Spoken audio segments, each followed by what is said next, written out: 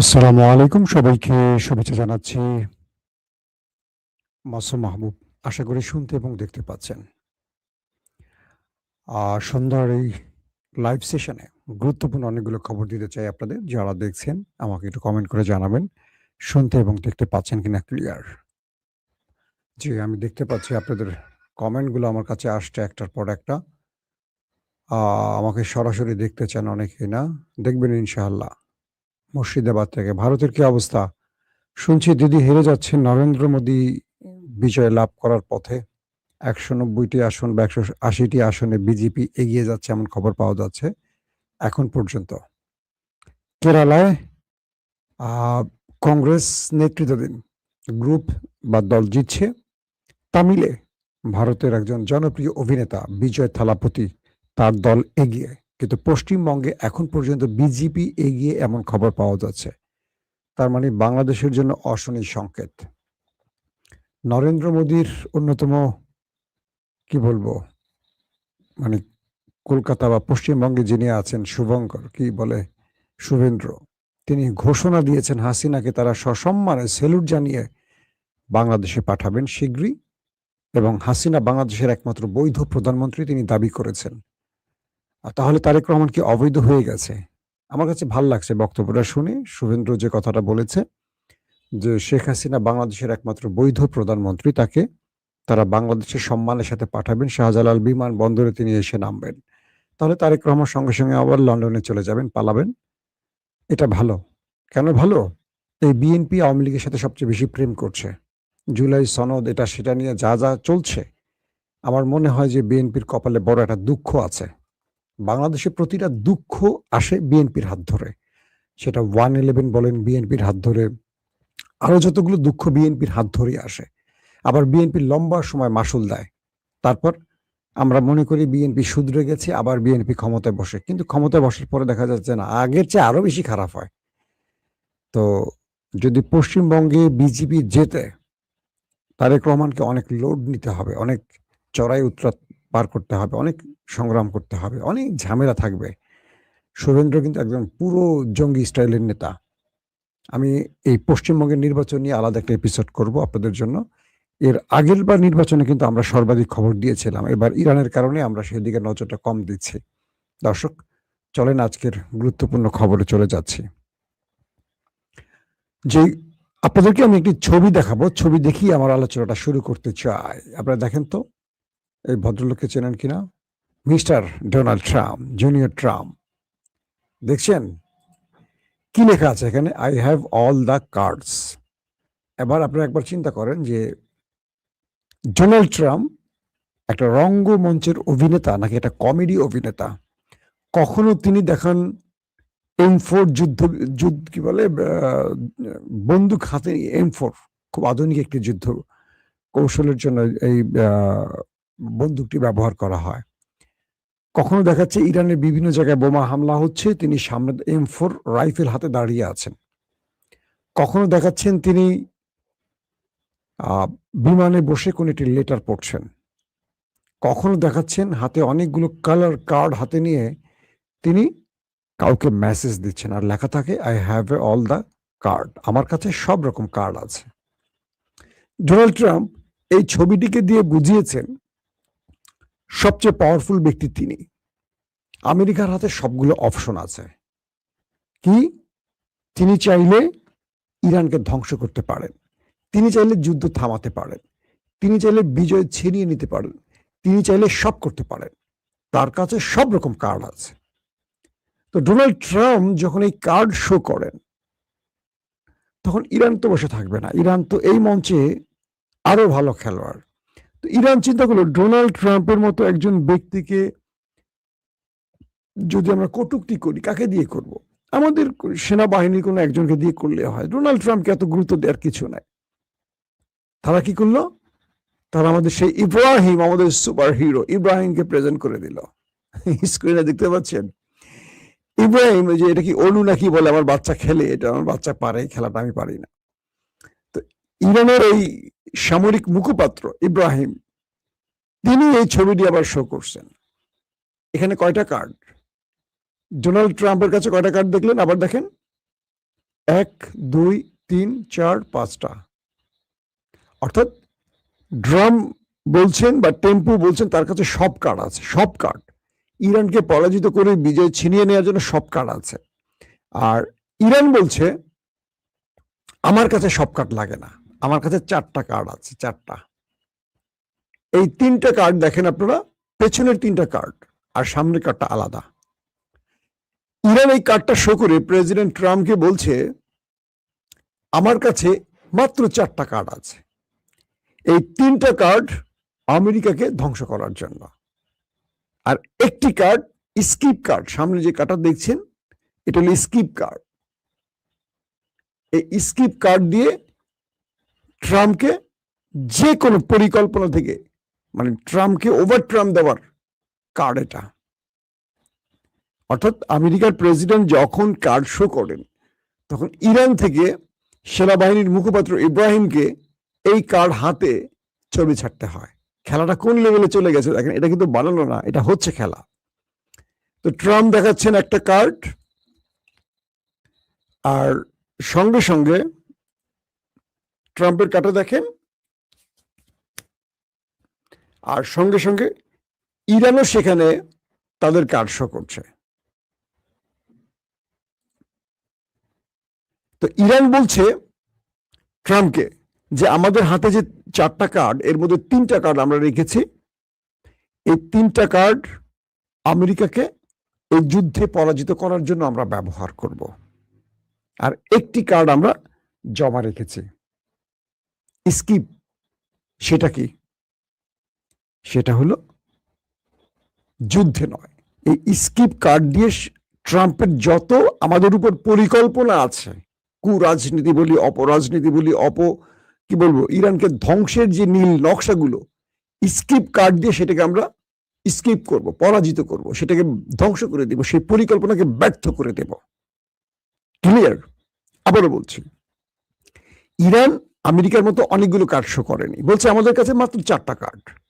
এই 4টা কার্ড তোমাদের চেয়ে শক্তিশালী, এর মধ্যে 3টা কার্ড রেখেছি তোমাদেরকে মোকাবেলা করার জন্য। তোমাদের আক্রমণ বা তোমাদের যে কোনো আক্রমণ আসবে, বা যুদ্ধক্ষেত্রে হরমুজে বলো, যেখানে বলো, তোমাদের কমান্ডো মেরিনদের আমরা পরাজিত করবো 3টা কার্ড দিয়ে। মানে এই 3টা কার্ড তোমাদেরকে আমরা দিব, তোমার সকল কার্ডকে ম্লান করে দিবে আমার মাত্র 3টা কার্ড।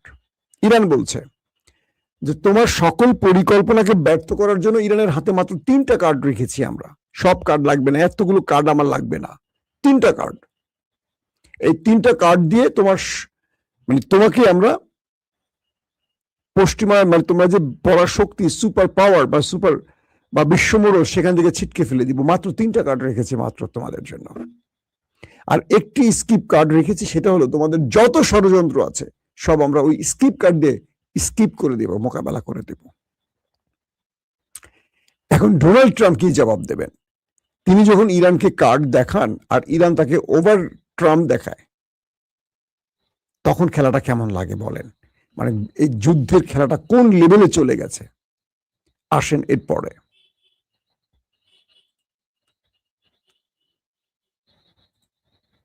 আমেরিকা সবচেয়ে বড় ধরাটা খেলো কোথায়? কালকে আমেরিকা ঘোষণা দিল যে পৃথিবীর যে কোনো জাহাজ যারা হরমুজে আটকা পড়েছে, তারা এখন সবাই দল বেঁধে একসাথে হরমুজ থেকে বেরিয়ে আসো, তোমাদেরকে মার্কিন নেভি নিরাপত্তা দেবে। আজকে সকালে যারা আমার লাইভ দেখেছেন, সকালে বা দুপুরে, তারা বিষয়টা ক্লিয়ার হয়েছেন। যারা দেখেননি তারা আরেকবার দেখলে পুরো ক্লিয়ার হবেন, কারণ সেই দুপুর 1টা যে লাইভটা করছি এটা খুবই গুরুত্বপূর্ণ লাইভ, এটাকে মিস করবেন না। তো ট্রাম্প বলছে যে হরমুজ প্রণালীতে আটকা পড়া বিদেশি যত জাহাজ আছে সবাই একসাথে আসো, মার্কিন ওয়ারশিপ তোমাদের নিরাপত্তা দিয়ে এখান থেকে বের করবে। ইরান বলছে যে আমরা তোমাদের যে সীমানা এঁকে দিয়েছি এর মধ্যে কোনো জাহাজ ইরানের অনুমতি ছাড়া প্রবেশ করবে না, যদি করো তাহলে তোমাদের উপর হামলা হবে, মানে তোমাদের উপর অ্যাটাক হবে, দায়ভার তোমাদের, আমরা নিষেধ করে দিয়েছি। আমেরিকার ইচ্ছা অনুযায়ী বা আমেরিকার অনুমতি পেয়ে এখানে কেউ ঢুকে নিজেরা মারা খেয়েও না, ইরান বলে দিয়েছে। কোনো জাহাজ আর সাহস করছে না। আমেরিকা বলছে যে তোমাকে নির্ভয়ে আসো, নির্ভয়ে আসো, আমি তোমাকে পাহারা দিব, কেউ ডরে আসতেছে না। ইরান বলছে আসলে কিন্তু আমি অ্যাটাক করব। এর মধ্যে মার্কিন একটি জাহাজ হরমুজে ঢুকে পড়েছে। ইরান সেই জাহাজটিকে সিগন্যাল দিয়েছে, প্রথম আউট, যায়নি, আবার সিগন্যাল দিয়েছে আউট, যায়নি, আবার বলছে তুমি হরমুজ ত্যাগ করো নতুবা অ্যাটাক করবো। সেই জাহাজটি যায়নি, সঙ্গে সঙ্গে সেই মার্কিন জাহাজে ইরান মিসাইল অ্যাটাক করেছে এবং ইরানের বেশ কিছু গণমাধ্যম এই খবরটির সত্যতা নিশ্চিত করেছে, যদিও আমেরিকা এটাকে অস্বীকার করেছে। এখন বিষয়টা কি হলো, হরমুজ প্রণালীতে যখনই মার্কিন বিমান প্রবেশ করেছে তখন ইরান অ্যাটাক করেছে, 3বার সতর্ক বার্তা পাঠিয়ে। এই ঘটনা থেকে দুটো বিষয় স্পষ্ট হচ্ছে। কি? এক, আমেরিকা এই জাহাজটিকে পাঠিয়ে ট্রাই করেছে যে ইরান আদৌ কি হামলা করবে একটু বুঝে নেই, তাই একটি জাহাজ তারা পাঠিয়েছে যে জাহাজটির মাধ্যমে তারা বুঝতে পারবে যে এই জাহাজে যদি ইরান আক্রমণ না করে তাহলে আমেরিকার হরমুজে ঢুকে পড়বে বাকি জাহাজগুলোকে নিরাপত্তা দেওয়ার জন্য। আর যদি ইরান আক্রমণ করে বসে তাহলে আমেরিকা এখান থেকে লেজ গুটিয়ে পালাবে। তো ইরান তো আক্রমণ করে বসছে মিসাইলের মাধ্যমে, আমেরিকার সঙ্গে সঙ্গে পালিয়েছে সেখান থেকে। আর যে বাকি জাহাজগুলো আছে ইরান তাদেরকে বলছে সবাই দুবাই পয়েন্টে চলে যেতে, দুবাই যে জোনটা আরব আমিরাতের সেই জোনে চলে যেতে বলছে। ইরানের হরমুজে ত্রিসীমানা যেন কেউ না থাকে, কেবল তারাই আসবে যারা ইরানের অনুমতি নেবে এবং টোল আদায় করবে। ইরান বলছে যে ইসরায়েল লাইফ টাইমের জন্য হরমুজে নিষিদ্ধ, সারা জীবনের জন্য। আরবরা নিষিদ্ধ, তবে ক্ষতিপূরণ দিলে আরব মানে গালফ কান্ট্রির যে দেশগুলো তারা আসতে পারবে। 200-250 বিলিয়ন বা 250-300 বিলিয়ন ডলার যেটা ইরানের এই যুদ্ধে ক্ষতি করেছে আমেরিকা বা গালফ কান্ট্রি, সেই ক্ষতি পোষালি তারা আসতে দেবে। তো এই পরিস্থিতির মধ্যে এখন এমন একটি অবস্থা তৈরি হয়েছে, ইরান আমেরিকা যে কোনো সময় বড় যুদ্ধের আভাস মিলছে। আমি সকালে দুপুরের খবরে বলেছি গত রাতে আরব রাষ্ট্রগুলোর মধ্যে ব্যাপক সন্দেহজনক বিমান ওঠানামা করেছে। মার্কিন যুদ্ধ বিমান, মার্কিন ড্রোন, মার্কিন রিফুয়েলিং ট্যাঙ্কার সারা রাত শুধু আরব রাষ্ট্র একটা দেশ থেকে একটা দেশে মুভমেন্ট করছে, এখান থেকে সেখান, সেখান থেকে এখান, মানে একটা পুরো যুদ্ধ পরিস্থিতি যেটা হয় যুদ্ধের আগে, যে বিমানগুলো তার পজিশন ধরে, কোন পজিশন থেকে অ্যাটাক করবে, কোথায় যাবে। যেমন একটা দল মাঠে খেলতে নামলে সবাই একসঙ্গে নামে, বাঁশি দেওয়ার সঙ্গে সঙ্গে 11 জন খেলোয়াড় 11টা পয়েন্টে দাঁড়ায় যায়। ঠিক এইভাবেই কাল রাতভর আরবের মধ্যে মার্কিন যুক্তরাষ্ট্রের যুদ্ধ পরিস্থিতি চোখে পড়েছে এবং যে কোনো সময় অ্যাটাক হতে পারে এই ঘোষণাটি আসছে। দর্শক, এখন যে খেলাটা জমে উঠছে ইন্টারেস্টিংলি, যে আমেরিকা মূলত বিশ্বকে যখন আহ্বান করছে হরমুজ প্রণালী পার হতে, আমেরিকা দুটো খেলা খেলেছে। এক, সকল জাহাজ যখন আসবে ইরান কি সব জাহাজে আক্রমণ করতে পারবে, এবং আক্রমণ করলে সকল দেশ ইরানের বিরুদ্ধে নেমে যাবে, এই খেলাটা খেলতে। ইরান এটাকে ওভারটার্ন দিয়ে থামিয়ে দিয়েছে, বলছে যে আমি সীমানা দিয়েছি, সেই সীমানা ধরে কেউ আগাবে না, যদি আগাও আমি আক্রমণ করব। আমেরিকা তোমাকে বাঁচাতে আসবে না, কারণ আমেরিকাকে আমি আক্রমণ করে বসে আছি। আমেরিকা দ্বিতীয়বার সাহস করছে না। 2, আমেরিকা চাচ্ছে ইরান একটা আক্রমণ করুক, তাহলে যুদ্ধ জড়াবে।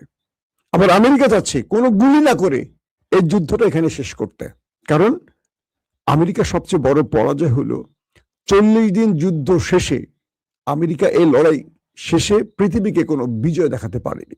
এখন আপনি যদি প্রশ্ন করেন এই যুদ্ধ আসলে জিতছে কি, আমি একদম সংক্ষিপ্ত একটা সহজ উত্তর আপনাদের দিয়ে দিই, দ্বিতীয়বার আর কাউকে এই প্রশ্নের উত্তর দেয়া লাগবে না। এই যুদ্ধে আমেরিকা পরাজিত হয়েছে। কেন? কারণ 40 দিন পর আমেরিকা ইরানের দুয়ারে দুয়ারে ঘুরছে যুদ্ধবিরতির জন্য, আলোচনার জন্য। Steve Witkoff, Jared Kushner, JD Vance, তাদেরকে পাকিস্তান পাঠাচ্ছে কে? কে পাকিস্তানের সাথে বারবার টেলিফোনে কথা বলছে? কে বলছে আমি ইরানের একটি ফোনের অপেক্ষায় আছে?